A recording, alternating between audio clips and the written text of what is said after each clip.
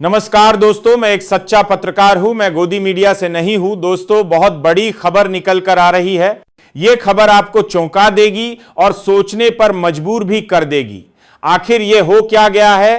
क्या अब भाजपा का अंत आ गया? क्या अब भाजपा का सफाया होने वाला? क्या बीजेपी पार्टी अपने अंतिम पायदान पर है? जानेंगे पूरी सच्चाई। वीडियो को पूरा देखिए। दोस्तों, मेरी आवाज को दबाया जा रहा है क्योंकि मैं सच बोलता हूं। मैंने कभी नहीं कहा मेरे चैनल को सब्सक्राइब कर ले, क्योंकि मुझे लगता है अगर बात में दम होगा तो लोग खुद ही सब्सक्राइब करेंगे। दोस्तों, जैसे जैसे बिहार में चुनाव की नजदीकियां बढ़ रही है, वैसे ही राजनीतिक हलचल अब तेज हो चुकी। खबर तो यह भी आ रही है कि अब कई देश के बड़े नामी नेताओं को जेल होने वाली है। आपको पता है मैं किन नेताओं की बात कर रहा हूं? दोस्तों, सच तो यह है, अब देश की जनता बदलाव चाहती है। अब वह जुमलों और झूठे वादे दावे करने वालों नेताओं से ऊब चुकी है। अब जनता एक ऐसे नेता प्रधानमंत्री की तलाश में है जो जमीनी स्तर पर काम करे, जो उनका भविष्य तय करे, जो रोजगार दे। एक इस युवा नेता जो देश के युवाओं की जरूरत को समझे। देश की राजनीति में एक ऐसा मोड़ आ चुका है जिसकी कल्पना किसी ने नहीं की थी। सत्ता के सबसे ऊंचे पद पर बैठा एक नाम अब खुद कुर्सी छोड़ चुका है। हां, हम बात कर रहे हैं प्रधानमंत्री नरेंद्र मोदी की। एक ऐसा नेता जिसने देश की राजनीति को एक नई दिशा दी, जिसके फैसलों पर कभी सवाल उठाना भी विरोध माना जाता था। अब वही नेता अपने पद से इस्तीफा दे चुका है। इस खबर ने पूरे देश में हलचल मचा दी है। लाखों लोगों की जुबान पर अब एक ही सवाल है, आखिर ऐसा क्या हुआ कि मोदी को जाना पड़ा? प्रधानमंत्री मोदी ने राष्ट्रपति को भेजे अपने इस्तीफे में लिखा, मैंने हमेशा राष्ट्रहित को सर्वोपरि रखा है। आज जो निर्णय ले रहा हूं वो मेरे लिए कठिन है, लेकिन देश के लिए जरूरी। कहा जा रहा है कि पार्टी के अंदर गहराता असंतोष, लगातार चुनावी हारें और सरकार पर बढ़ता विपक्ष का दबाव, इन सब ने मिलकर एक ऐसा माहौल बना दिया था जिसमें मोदी के पास इस्तीफे के अलावा कोई और रास्ता नहीं बचा था। पार्टी के भीतर चल रही गुप्त बैठकों, वरिष्ठ नेताओं की नाराजगी और आरएसएस की बढ़ती दूरी, इन सब का असर अब सामने दिख रहा है। हालांकि भाजपा की ओर से अभी तक कोई औपचारिक बयान नहीं आया है, लेकिन यह साफ हो चुका है कि पार्टी अब एक नए नेतृत्व की तलाश में है। अब सवाल यह है कि मोदी के बाद कौन? क्या अमित शाह लेंगे कमान, या फिर नितिन गडकरी या योगी आदित्यनाथ बनेंगे चेहरा? देश की राजनीति अब एक नए युग की ओर बढ़ रही है, जहां नरेंद्र मोदी का युग समाप्त हो चुका है और एक नई शुरुआत दस्तक दे रही है। बिहार की राजनीति में आज एक तूफान खड़ा हो चुका है।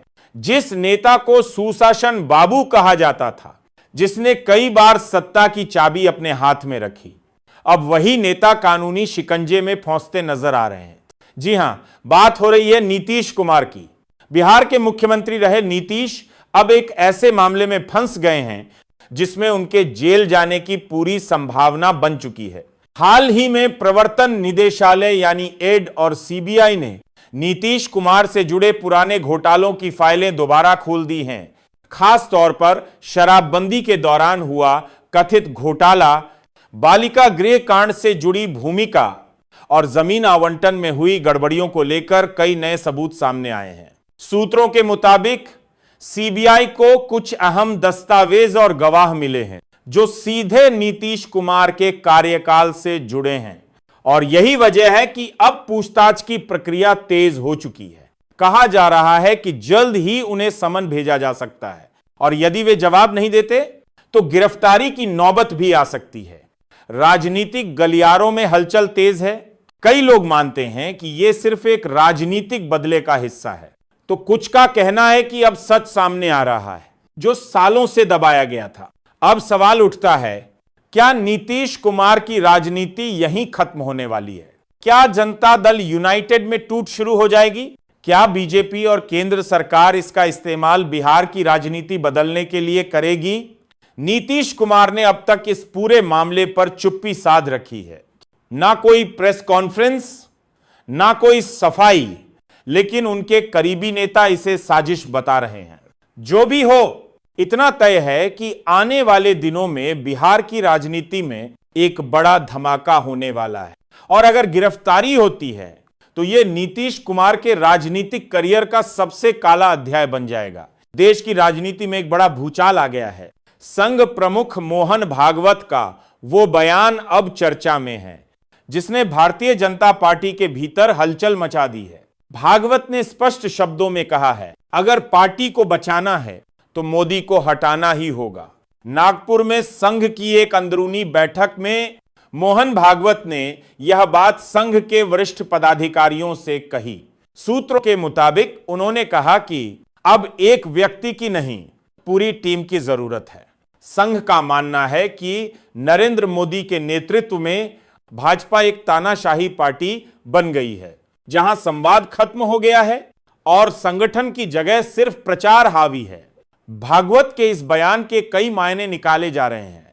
एक तरफ भाजपा को हालिया लोकसभा चुनाव में नुकसान हुआ, दूसरी तरफ संघ के कार्यकर्ता भी अब निष्क्रिय होते जा रहे हैं। संघ को लग रहा है कि मोदी का चेहरा अब उतना असरदार नहीं रहा जितना 2014 या 2019 में था। बताया जा रहा है कि संघ की नाराजगी पिछले कुछ वर्षों से चल रही थी, लेकिन अब उसने खुलकर बोलने का फैसला कर। बिहार की सियासत में एक बड़ा मोड़ आता दिख रहा है। जिस जमीन पर बीजेपी ने कभी नीतीश कुमार के साथ मिलकर भारी बहुमत से सरकार बनाई थी, अब उसी बिहार में मोदी के खिलाफ लहर उठती नजर आ रही है।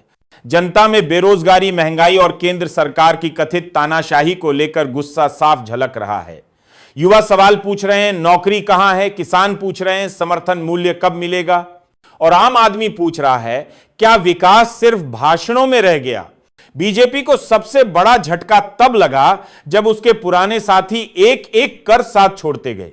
नीतीश कुमार ने पहले ही बीजेपी से दूरी बना ली और अब तेजस्वी यादव के नेतृत्व में महागठबंधन ने मोदी सरकार के खिलाफ मोर्चा खोल दिया है। ग्रामीण इलाकों से लेकर शहरी वोटरों तक अब एक नई हवा बह रही है बदलाव की। जमीनी सर्वे बताते हैं कि बिहार की बड़ी आबादी अब बीजेपी से नाखुश है और विपक्ष को मौका देना चाहती है। राजनीतिक पंडित मानते हैं कि अगर यही रुख बना रहा तो आने वाले चुनावों में बिहार से मोदी सरकार का सफाया तय माना जा सकता है। बिहार अब बदलाव चाहता है और यह बदलाव दिल्ली की सत्ता को हिला